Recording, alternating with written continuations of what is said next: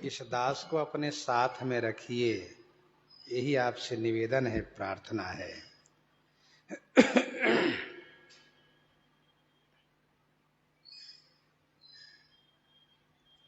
स्वामी जी ने कहा था कि आपका मन इतना मजबूत हो चुका है कि आप घर में रहिए चाहे वन में रहिए, बात एक ही है। क्योंकि अति शीतल अति ही सुखदाई, समदम राम भजन अधिकाई, ये स्थिति हो जाए। अति शीतल अति ही अमल, सकल कामनाहीन, तुलसी ताही अतीत गनी, वृत्ति शांति लय लीन। वैराग्य संदीपनी।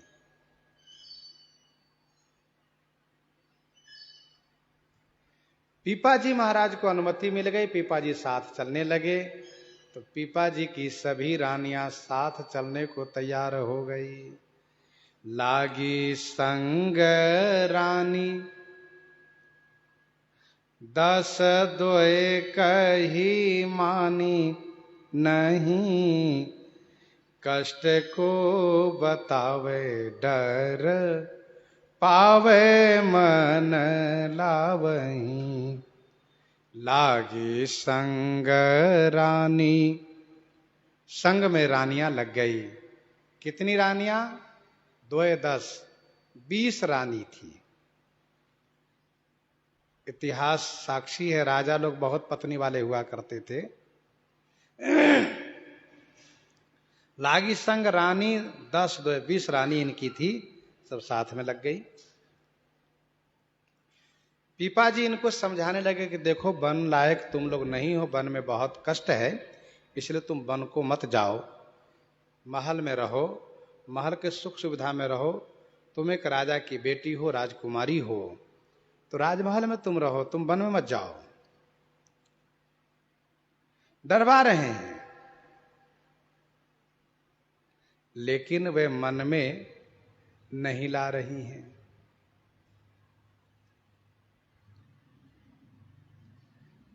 माछी माछर मांगने, मूसा बानर चोर, काटे दीमक जीव का जागा, 10 दुख घोर। जागा 10 दुख घोर, बास क्यों कीजिए वन में, असन बसन बिन मिले रहे न धीरज मन में। भगवत रसिक अनन्य, मिलन दुस्तर श्रुति साक्षी, बिहरत श्यामा श्याम, जहां नहीं माछर माखी। कानन कठिन भयंकर भारी, घोर घाम हिम बारी बयारी, कुश कंटक में का करिनाना, चलव पया दे बिनु पद त्राना। चरण कमल मृदु मंजु तुम्हारे, मार्ग अगम भूमि धर भारे, कंदर खोह नदी नद नारे, अगम अगाध न जाहि निहारे। भालु बाग वृक के हरिनागा, करही नाद सुन धीरज भागा, करि के हर निश्चर चरहि, दुष्ट जंतु बन भूरी, विश्व वाटिका की सोह सुता, सुभग सजीवन मूरी। महाराज पीपा ने बहुत समझाया कि वन में बहुत कष्ट है, तुम सब मत जाओ, यहीं रहो। पीपा जी की बहुत समझाने पर मान गई कि हाँ, वन में बहुत कष्ट है, इसलिए रो करके सब घर में रहना स्वीकार किए। लेकिन एक जो छोटी रानी इनकी है, कामरी न फारी मधी, मेखला पहिरी लेबो, देबो डारी आभरण, जो पे नहीं भावही। सबसे छोटी रानी है, जिनका व्यवहारिक नाम तो रानी सोलंखड़ी पद्मावती था। व्यवहारिक नाम इनका रानी सोलंखड़ी पद्मावती था। पीपा जी इनको अलग से नाम रखे थे रानी स्मृति। रानी स्मृति नाम रखे थे। स्वामी श्री रामानंदाचार्य भगवान ने इनका नाम रखा सीता, सीता सहचरी।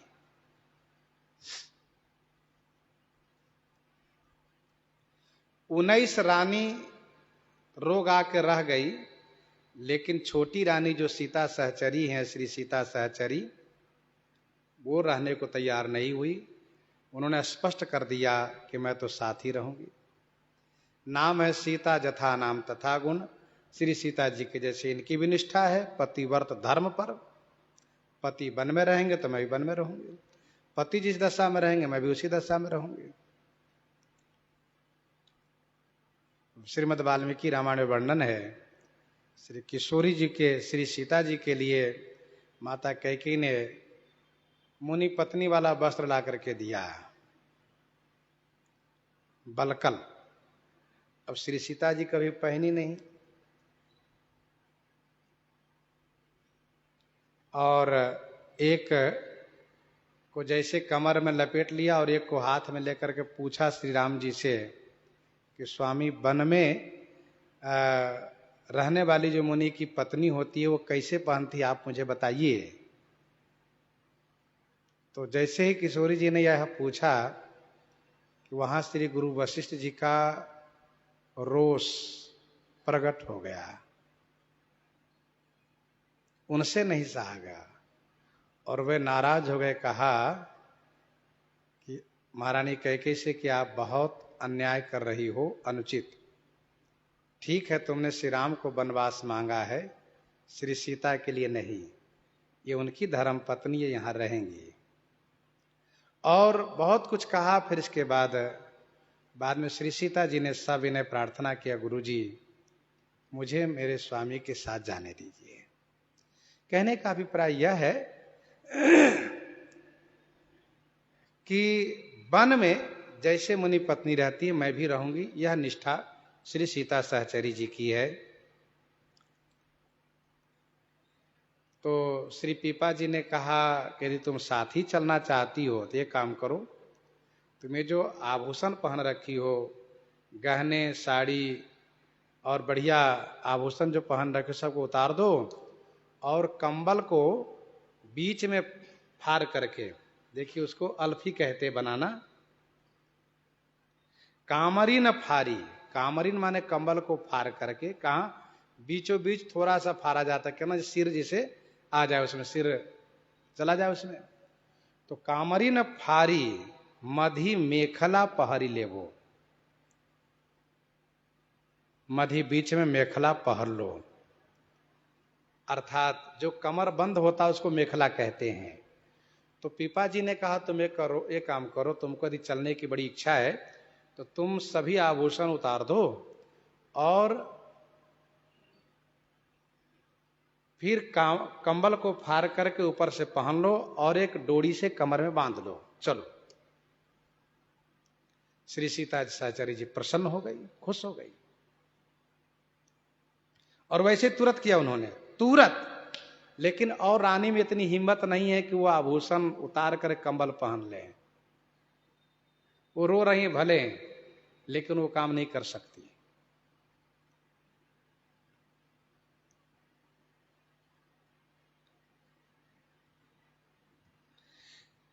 काहू पैन होए दियो रोए भोए भक्ति आई।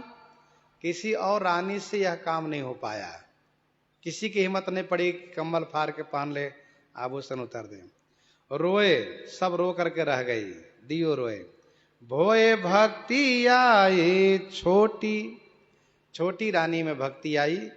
नाम सीता गरे डारी न लजावही।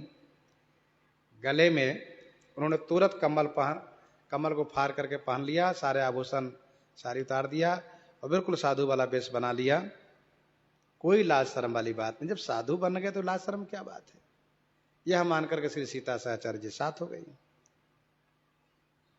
लेकिन अंतिम परीक्षा घड़ी तब आई, पीपा जी ने कहा छोटी रानी से, क्योंकि उनको लगा कि छोटी रानी ने यह काम तो कर लिया और रानी कर नहीं पाई, लेकिन छोटी रानी की एक और परीक्षा लेना चाहिए। क्या? कहा इस कंबल को भी उतार दो, केवल अधो वस्त्र पहनी रहो, इसको भी उतार दो। चूंकि स्वामी जी के साथ 40 शिष्य हैं, सभी परमार्थ पथ के ज्ञाता हैं और श्री पीपा जी महान भागवत हैं, स्वामी जी की बड़ी कृपा हुई है। अंतिम ये परीक्षा घड़ी, उन्होंने कहा इस कंबल को भी उतार दो और तुम अधो वस्त्र पर ही केवल चलो, अंग वस्त्र, अधो वस्त्र पर उतना ही वस्त्र हो जिससे गुप्त इंद्रियां ढकी रहे। यहू दूर करो यहू दूर डारो करो, तन को उघारो। इसको भी हटाओ, कंबल को, शरीर को खाली करो, शरीर उघार करो। जैसे कहा वैसे ही श्री सीता सहचर्य जी ने कंबल को हटाना चाहा, स्वामी रामानंदाचार्य जी ने रोका, ठहरो, पहनी रहो तुम। कियो दया रामानंद हियो, पीपा न सुहावही। स्वामी रामानंदाचार्य भगवान ने कहा तुम ऐसी रहो और तुम ऐसी चलो।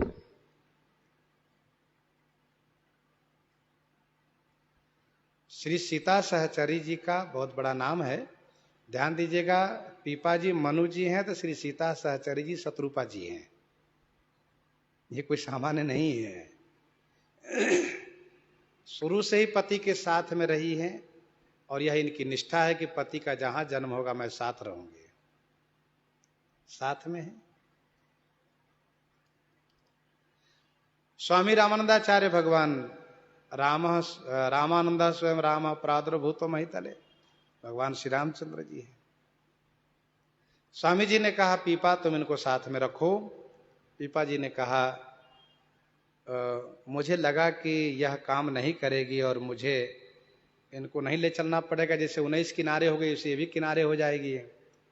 लेकिन अब आप कृपा कर दिए कि नहीं साथ चलने के लिए, तो मेरी प्रार्थना है कि इनको किसी और साधु के साथ रखिए, मैं इन्हें साथ में नहीं रखूंगा।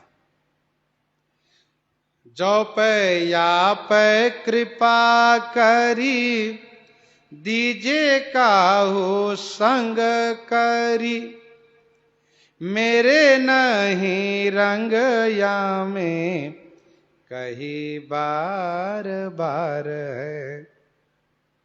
जो पे या पे कृपा करी, पीपा जी ने विनम्रता पूर्वक कहा जो पे, यदि पे मन निश्चय ही स्वामी जी आपने इन पर कृपा की है तो दीजिए काहू संग करी, किसी के संग में कर दीजिए, मैं अपने साथ में तो नहीं रखूंगा इनको। मैं ये बवाल नहीं ढोना चाहता हूं, मुझे नहीं रखना इस तरीके साथ में। मेरे नहीं रंग यहाँ में कही बार बार है, बार बार इस बात को कहा कि मुझे इनमें कोई प्रेम नहीं, मुझे नहीं रखना इनको साथ में। तब स्वामी श्री रामानंदाचार्य भगवान ने कहा देखो तुम्हें मेरी शपथ है, तुम्हें इनको साथ में रखना है। सौह को दीवाए दई, जैसे स्वामी जी ने कहा तुम्हें मेरी शपथ, तुरंत पीपा जी ने झट से सीता सहचरी जी को हाथ पकड़ लिया। गुरु जी आपने अपनी शपथ दिलाई, मैं इनको कभी नहीं छोड़ूंगा, हमेशा साथ रखूंगा। सौह को दिवाई दई लई तब कर धरी, चले ढरी विप्र एक, छोड़े न विचार है। एक बार की बात है, बलख के बादशाह सत्संग के प्रभाव से बाबा जी बन गए। उम्र उनकी कम थी, नौजवान थे और वे वृंदावन में आ गए और भिक्षा मांग करके भोजन करते हैं और भजन करते हैं। उनके साथ में एक 80 वर्ष के वृद्ध महात्मा साथ में रहते हैं। बलख के बादशाह ये रह चुके हैं, इनका प्रारब्ध बड़ा मजबूत है, इसलिए इनके साथ इन बाबा को भी चकाचक खाने पीने को मिलता है। देखो, व्यक्ति का प्रारब्ध मजबूत हो तो कहीं भी जाएगा तो उसको खाने पीने रहने की कोई असुविधा नहीं होगी। दुख सुख जो लिखा लीलार हमरे जाब जहां पाओ तहीं। तो बादशाह तपस्वी बन गए, सन्यासी बन गए, उनके साथ में उनको भी आनंद मिलता है। एक बार एक द्वार पर भिक्षा लेने के लिए पहुंचे तो गृह स्वामिनी ने कहा, बाबा मेरा हाथ फंसा हुआ है, आप रसोई में जाओ और वहां से रोटी आदि जो सामान लेना हो ले लो। तो उन्होंने कहा, बलख के बादशाह ने कहा कि ये बाबा कहा, नहीं नहीं, उस बाबा को अंदर नहीं जाने देना। वो मैया ने कहा, बाबा नहीं, बल्कि कहा, ये बुढ़े को अंदर मत भेजना, आप जाओ अंदर। तो बाबा जी बड़े चिढ़ गए कि बताओ, मुझे बुढ़ा कहती हैं और अपमान करती हैं, मुझ बुढ़े पर भरोसा नहीं, मुझे घर में नहीं जाने दे रही हैं। और ये नौजवान बाबा जी है, युवा संत है, इनको घर में जाने की अनुमति दे रही हैं। बताओ, वो चिड़चिड़ा रहे थे, बड़बड़ा रहे थे। तो मैया ने सुन लिया, क्योंकि कान के बहुत तेज थी। मैया ने कहा, बाबा जी क्या बड़बड़ा रहे हो, क्या बड़बड़ा रहे हो? तो बाबा जी ने कहा, बताओ, तुम मुझे बुढ़े कह करके अपमान करती हो और मुझे घर में जाने से रोकती हो, और ये नौजवान संत इन पर भरोसा करती हो, विश्वास करती हो। तो मैया भी ब्रजवासिनी ठहरी। उसने कहा, अरे बाबा, तुम्हें पता होना चाहिए कि ये बादशाह रह चुका है, राजा रह चुका है, और राजा होने के नाते स्वाभाविक है इनके घर में दास दासियां रानियां सब रही है। सबको त्याग करके तब बाबा जी बने हैं, सबको त्याग करके बाबा जी बने, इसलिए मैं इन्हें घर में जाने के लिए आदेश दे रही हूं। इनसे कोई हमें शंका नहीं मन में। लेकिन तुम भले 80 साल के हो गए, पता ना तुम्हारे भाग में कोई मिला भी कि नहीं मिला, कुछ प्राप्त हुआ कि नहीं, इसलिए तुम पर मुझे भरोसा नहीं है। तुम पता नहीं क्या ले लो, कहां कुदृष्टि डाल दो, इसलिए तुम पर मुझे कोई भरोसा नहीं है। तो कहने का अभिप्राय यह है कि त्याग, एक त्याग होता है अभाव में। नहीं जुरंती महात्यागी, नहीं जुरंती महात्यागी वो अभाव वाला त्यागी होता है। जब वस्तु की प्राप्ति हो गई तो उसका त्याग समाप्त हो जाता है। और एक वो त्यागी होता है कि सब कुछ प्राप्त होने के बाद भी त्याग पूर्वक जीवन जीता है, वह वास्तव में त्यागी होता है। तो स्वामी रामानंदाचार्य जी ने कहा पीपा जी से कि मुझे तुम पर भरोसा है, तुम्हारे मन को मैंने देखा है, इसलिए तुम श्री सीता साचार्य को हमेशा साथ में रखोगे। पीपा गागर उनके राजा रह चुके हैं, 20 रानियां इनके रही हैं।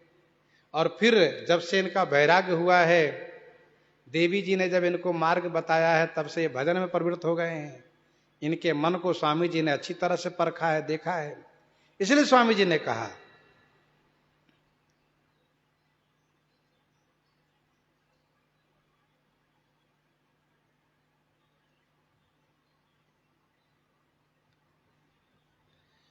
फिर इसके बाद जो 19 रानियां थी, उन लोगों ने क्या किया, उन लोगों ने चाल चली। एक 80 साल के 90 साल के बुढ़ा ब्राह्मण जो था, उनको बुलाया, कहा, सुनो ब्राह्मण देवता, हम 19 रानी तुमको 1,000 रुपया देंगे महाराज को रोकने के लिए, तुम जैसे बनो रोको, ये आपके ऊपर है। 19,000 रुपया हम देने को तैयार हैं। और तब 19,000 बहुत होता था उस समय में। ब्राह्मण ने कहा, मैं रोकूंगा। कैसे जाएंगे पीपा जी? ब्राह्मण ने जाकर के पीपा जी से कहा, देखिए महाराज, आप नहीं जा सकते हैं नगर छोड़ करके, राजमहल छोड़ करके, परिवार छोड़ करके आप नहीं जा सकते, हम लोगों को छोड़ करके नहीं जा सकते हैं। पीपा जी ने कहा, देखो ब्राह्मण देवता, आप यहीं रहो, मंत्री जी आपको ध्यान रखेंगे, खूब खाओ पियो, भजन तपस्या करो, मुझे जाने दो, मैं तो जाऊंगा ही। कहा, नहीं नहीं, आप जाइएगा तो मैं मर जाऊंगा।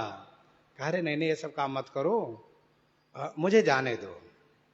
और ब्राह्मण ताव में आकर के सोचा कि 19,000 रुपया मिल ही गया है। रुपया प्राप्त हो चुका है, परिवार का भरण पोषण होगा ही। चलो मैं मर जाता हूं, इसी बहाने से कम रानियों काम तो हो जाएगा।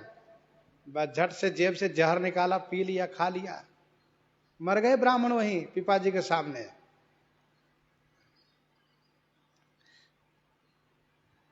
खायो विष ज्यायो पूनी, फेरी के पठायो सब। जार खा के ब्राह्मण मर गए। स्वामी रामानंदाचार्य भगवान ने तुरंत उनके मुख में जल डाला, अभिमंत्रित जल श्री चरणोदक ठाकुर जी चरणोदक डाला, वो फिर जी गए ब्राह्मण। तो ब्राह्मण को बात समझ में आई कि हम मरेंगे फिर जिला देंगे, हम मरते रहेंगे जिलाते रहेंगे, हमको मरने देंगे नहीं। स्वामी जी ने कहा सुनो, आत्महत्या करना बहुत बड़ा पाप है, प्रेत बन जाओगे, तड़पते रहोगे बहुत काल तक। इसीलिए भूत प्रेत मत बनो मर करके, जाओ कुछ दिन इस शरीर का लाभ उठाओ, कुछ संध्या बंदन पूजा पाठ करके अपना जीवन यापन करो। काहे के लिए किसी के लिए जान दे रहे हो तुम, जाओ। स्वामी रामानंदाचार्य जी ने कहा तो फिर वे ब्राह्मण लज्जित हो गए और सिर नीचा किए चल दिए। वो सभी रानियां भी चली गई, सबको समझा दिए, विदा कर दिए। इसके बाद पीपाजी, सीता सहचरी जी और स्वामी जी के साथ जो अन्य शिष्य हैं 40, सब मिलकर के आए। कहा आयो यो समाज द्वारा, वति सुख सार है। द्वारकापुरी में आ गए, और द्वारकापुरी में आ गए जहां सुख के सार है। सुख के सार माने सत्संग में सुख ही सुख है। तो सब आ गए हैं द्वारकापुरी में, और द्वारकापुरी में स्वामी जी कुछ दिन तक निवास किए हैं। जब जाने की तैयारी किए हैं तब पीपा जी ने प्रार्थना किया है कि गुरु जी आज्ञा हो तो हम द्वारकापुरी में कुछ दिन रह लें। इस प्रकार से इनका चरित्र आगे और भी विस्तार है, सो आगे श्रवण करेंगे। इन्हीं के साथ आज सीताराम सीताराम सीताराम सीताराम।